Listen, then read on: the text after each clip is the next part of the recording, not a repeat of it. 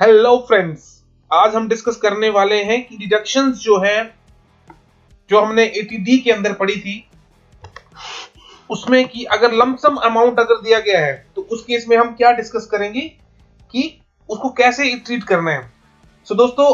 I welcome you all on CA ground and I make video on accounting, finance and other tax related contents. So दोस्तों, चलो आते हैं point पे कि deduction जो है अगर हेल्थ इंश्योरेंस की जो हमने लेनी है, अगर हमने साल में प्रीमियम दिया है तो हमने उसको एक रेगुलर तरीके से ट्रीट करना है, जैसे मैंने आपको एटीडी की एक वीडियो में बताया है। और अगर आपने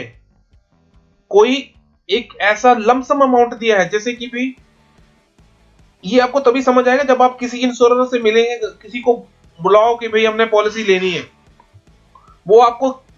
कई तरह की आपको ऑप्शन दे देगा। उसमें भी एक ऐसा ऑप्शन है कि जिसमें भी सर आप इसको वही साल आप उसको भाई 5 साल के लिए अब मैं आपसे 5 लाख रुपए लूंगा, ठीक है, और आपकी जो है एक जो है 15 लाख की जो है भाई मेडिकल पॉलिसी कर देता हूं। एक एग्जांपल ले रहा हूं मैं।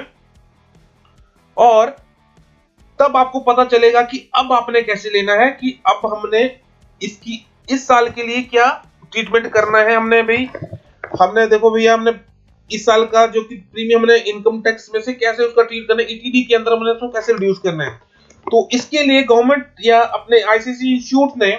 अपने मटेरियल्स में या जो भी अपना बजट है इसमें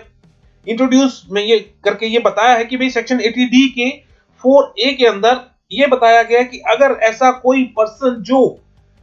लमसम अमाउंट पेमेंट करता है हेल्थ इंश्योरेंस प्रीमियम की, तो उसका ट्रीटमेंट कैसे होगा। ठीक है,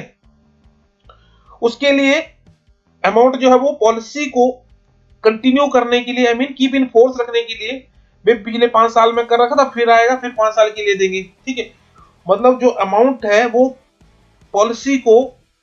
फोर्स में रहने के लिए, या तो उसने सेल्फ के लिए दिया हो अमाउंट, या फिर अपने स्पाउस के लिए दिया हो, या डिपेंडेंट चिल्ड्रन के लिए दिया हो, या फिर पेरेंट्स के लिए दिया हो। ठीक है, अब बात आती है कि सर आपने जो है इसका कितना जो है किस तरह से आपने ट्रीटमेंट करना है।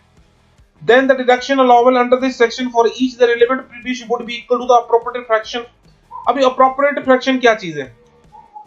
Appropriate fractions of lump sum amount। अब इसको हम एग्जांपल के थ्रू समझते हैं, क्योंकि अगर हम इसको शॉर्टकट करेंगे तो शायद आपको समझ नहीं आएगा। लेट्स से कि अभी हमने 5 साल के लिए एक हमने पॉलिसी लेनी है। अभी जो है मार्च महीना चल रहा है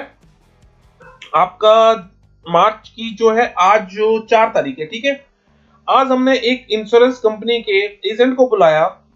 या भाई अपने let's say take an example of Kotak Mahindra वाला, हमने किसी को बुलाया और उसने ये बोला कि सर आपको सिर्फ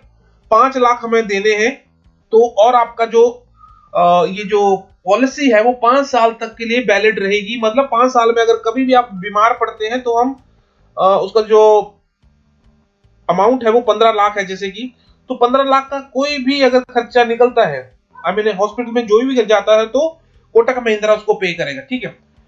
चलो ये तो एक बात होगी। अब दूसरी चीज अब ये आती है कि अगर आपने उसको income tax point of view से अगर देखना है, तो उस केस में आपको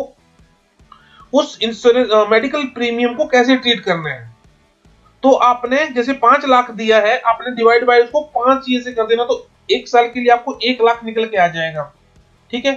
तो इसका मतलब ये हुआ कि आपने एक साल में 1 लाख रुपए अपना इंश्योरेंस जो है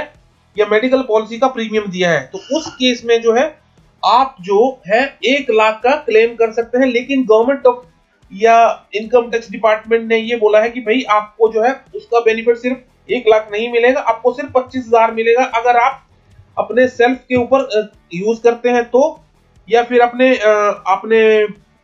सीनियर सिटीजन के जो पेरेंट्स हैं उसके ऊपर करते हैं तो 50,000 मिलेगा। तो इस केस में होगा यूं कि आपको 25,000 का, 1 लाख का सिर्फ अगर सेल्फ की पॉलिसी है तो 25,000 रुपए आपको डिडक्शन के रूप में आपको मिलने वाले हैं, ना कि आपको 1 लाख। ठीक है, अब देखो यहाँ पे अप्रोप्रिएट फ्रैक्शन का बात जो है सेक्शन 80D का 4A के पार्ट में यही बताया गया है कि अगर आपने यहाँ पे 5 लाख है तो divide by 5 relevant previous years, मतलब 5 साल के लिए दिया गया है, तो आपने सिर्फ इसको 5 साल में डिवाइड करके, तो आपको 1 साल का निकल के आ जाएगा। रिलेवेंट प्रीवियस ईयर की बात मैं कर रहा हूँ वो है कि the previous year which the such lump sum amount is paid, जिस साल में ये अमाउंट जो है पे किया जाता है, और ये तब तक वैलिड रहेगा जब तक कि आपकी नेक्स्ट 5 ईयर के लिए अगर दे रखा होगा, तो क्योंकि उसमें मेंशन होता है कि भाई आपका इस पीरियड से इस पीरियड तक का इंश्योरेंस है। सो दोस्तों ये था छोटा सा टॉपिक, बहुत स्मॉल टॉपिक था, तो इससे मैंने इसलिए इसको सेपरेट में कर दिया क्योंकि इसका सेक्शन जो है थोड़ा सेपरेट है, तो आपको कंफ्यूज ना हो, इसलिए आपको हर एक सेक्शन को इसको सेपरेट ही करना लेना पड़ेगा, तभी आपको समझ आएगी। और इसको एक एग्जांपल के थ्रू भी समझिए, तो आप जो है बहुत अच्छे से अपना जो है एग्जाम है क्लियर कर पाएंगे। So thank you so much and best of luck, and अपने मई 2022 की एग्जाम की तैयारी कीजिए और नवंबर 2022 की तैयारी भी कीजिए, सो दैट कि अगर इसमें नहीं होता है तो भाई उसमें, क्योंकि आपको ये देखो यार, फेलियर फेलियर तो होना है,